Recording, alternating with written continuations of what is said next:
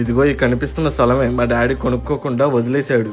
ఏం చేస్తానో నా తలరాత. అదే అప్పుడు తీసుకుంటుంటే నాకే ఏదో చేదోడు వాదోడు ఉపయోగపడేది.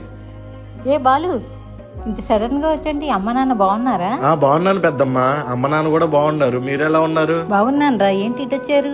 ఏం లేదు పెద్దమ్మ, ఇక్కడ ఏదో స్థలం ఉందంటే చూడడానికి వచ్చాము. అవునా, మరి తీసుకుంటారా? ఎక్కడ పెద్దమ్మ, 10 లక్షలు చెప్తున్నారు. అదే మా చిన్నప్పుడు డాడీని తీసుకోమన్నప్పుడు 10,000 చెప్పారంట. ఎక్కడ 10,000, ఎక్కడ 10 లక్షలు? ఇప్పుడు మా డాడీ చేసిన పనికి మేము బాధపడుతున్నాం. అప్పుడు మీ నాన్నకి కుదర తీసుకోలేదనుకో, ఇప్పుడు నువ్వేనా తీసుకోవచ్చు కదా. ఏంటి 10 లక్షలు పెట్టి తీసుకోవాలా? నాకు ఇంట్లో ఖర్చులకి, పిల్లల స్కూల్ ఫీజులకే సరిపోతున్నాయి నా జీతం. ఇంకా 10 లక్షలు ఎక్కడి నుంచి ఆయన అప్పు తీసుకొచ్చి కట్టాలి పెద్దమ్మా. ఇప్పుడు నువ్వు ఎలాగ బాధ్యతల గురించి మాట్లాడుతున్నావు, మీ నాన్నకు కూడా అప్పుడు అవే బాధ్యతలు ఉన్నాయి కాబట్టి తీసుకొని ఉన్నాడు. ఇప్పుడు మీ నాన్న తీసుకోలేదని నువ్వు ఎలా అంటున్నావు? రేపు నీ పిల్లలు కూడా నువ్వు తీసుకోలేదని నిన్ను అలాగే అంటారు. అప్పుడు 10,000, ఇప్పుడు 10 లక్షలు రా. ఇప్పుడు 10 లక్షలే, రేపు ₹1,00,00,000 రా.